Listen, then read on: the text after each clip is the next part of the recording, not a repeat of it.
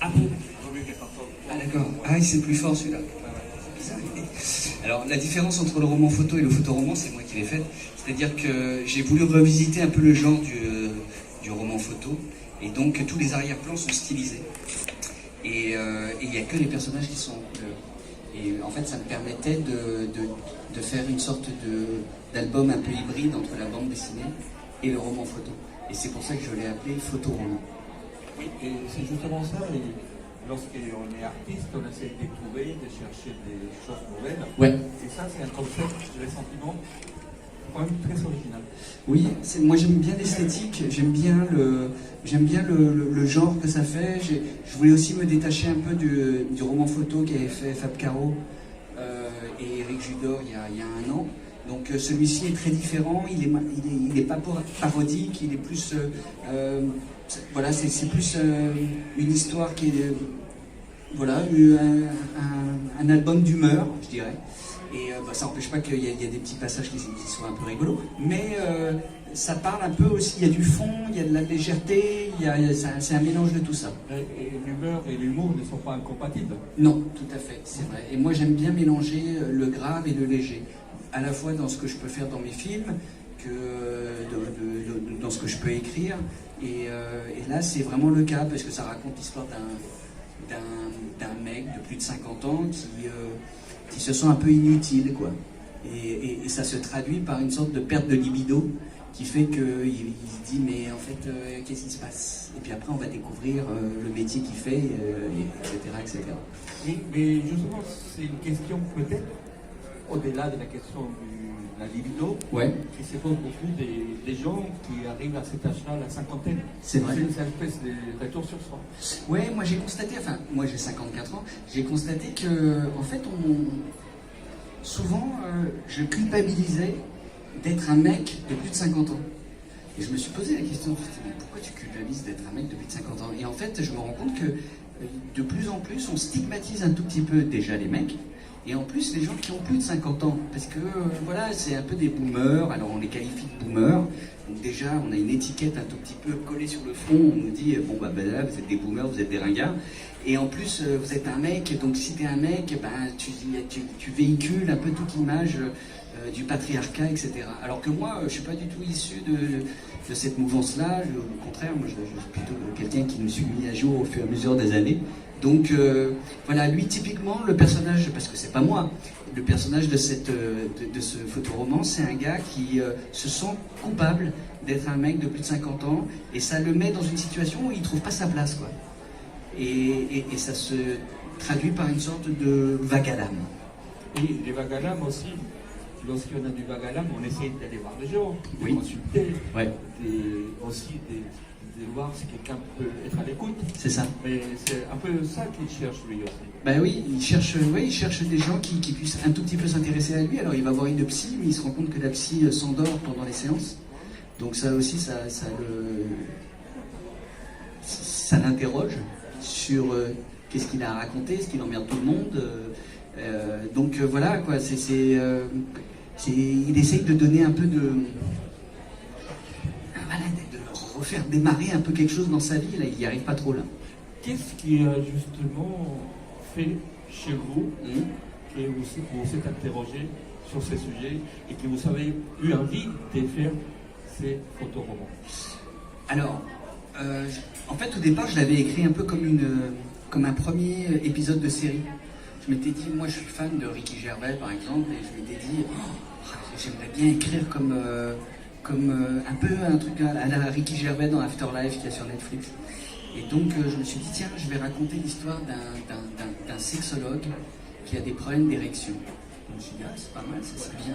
Vous racontez un peu trop. Ah merde, je raconte trop, c'est pas grave. Et donc, du coup, je suis parti là-dessus et j'ai commencé à me dire, tiens, comment est-ce qu'il pourrait le vivre, sachant que, voilà, c'est son métier et il se retrouve face à un problème qu'il n'arrive pas à résoudre lui-même. Et donc, j'ai commencé à développer ça, et puis après, je me suis dit, tiens, je le ferais bien en roman photo, parce que moi, je suis fan des romans photos de l'époque de Fluide Glacial et du professeur Choron, et je me suis dit, voilà, je vais faire ça un peu dans cet esprit-là. Et d'ailleurs, c'est tout à fait étonnant parce que c'est écrit. Ouais. Il a un storyboard. Donc, on a des sentiments que chaque plan est complètement réfléchi, rien n'arrive par hasard.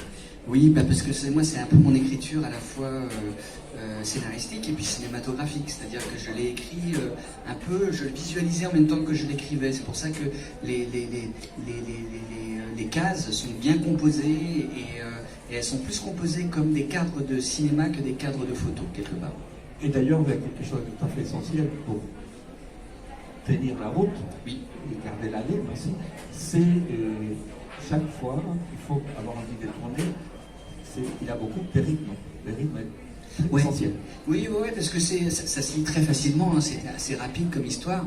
Moi, je voulais qu'il y ait du rythme, je voulais pas que ça soit chiant, parce que comme ça, pitché comme je viens de le pitcher, on peut se dire, bon, bah, il se passe pas grand-chose. Mais en fait, c'est assez rythmé, et il se passe plein de choses, c'est très décalé, c'est mon esprit d'ancien Robin des Bois qui se traduit là dans cet album.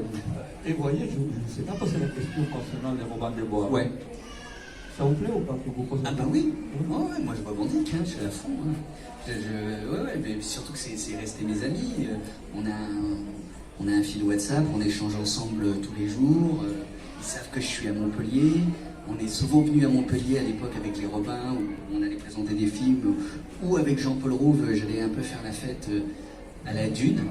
Et donc voilà, donc moi les Robins, ouais, c'est des amis, c'était des amis avant que les Robins des Bois existent, et puis c'est aujourd'hui des amis encore maintenant que les Robins des Bois ne sont plus là. Et d'ailleurs, justement, cette formation-là, parce que je pense pour vous et pour toutes les personnes qui ont été Robins des Bois, Ouais. ça a été très formateur. Ouais. Et j'imagine que les travaux que vous faites aujourd'hui, que les travaux au cinéma, en tant que réalisateur et aussi en tant qu'acteur, ça a été quelque chose de tout à fait essentiel pour ce que vous faites aujourd'hui. Ouais, parce que c'est vrai qu'à l'époque des Robins, en fait, par exemple, quand on était sur Comédie, on devait fournir 35 minutes de sketch par jour.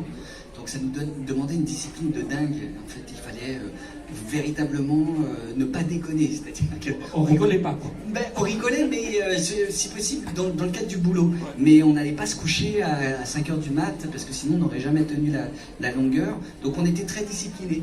Et ensemble, on avait partagé le travail. Jean-Paul Rouve et moi, on scénarisait nos sketchs, les sketchs des Robins.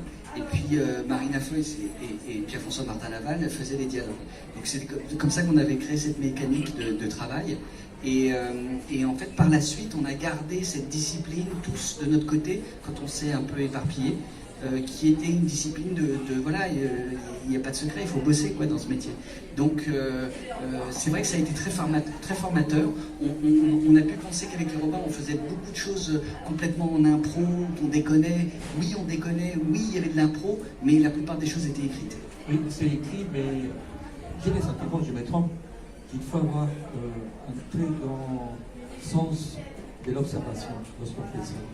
Et on voit aussi à travers les... Parce que le regard dans ces livres est très important. Alors, je sais... Oui, mais en fait, ça, c'est mon petit côté hypersensible. Vous savez, j'ai écrit un bouquin là-dessus. Vous dévancez la question, et en fait, bah ouais, moi, je passe mon temps à observer tout ce qui se passe autour de moi, quoi. C'est-à-dire que moi, j'étais dans le train tout à l'heure en venant, et je regardais les gens dans le train, et j'avais tout de suite... je m'imaginais la vie de ces gens-là, oui. Je regardais des détails sur comment était le sac qu'ils avaient, comment ils se tenaient, quelle était leur tenue, est-ce qu'ils avaient amené à manger dans le train. Enfin, je passe mon temps à regarder et d'imaginer plein de choses. Donc effectivement, sexologie, ça se traduit un peu cet esprit d'observation que je peux avoir. Et il y a notamment des petites séquences comme ça où le personnage se met sur un banc et il regarde des gens à la fenêtre et il imagine ce que les gens se disent. Bon, bah ça, c'est un truc que je fais tout le temps.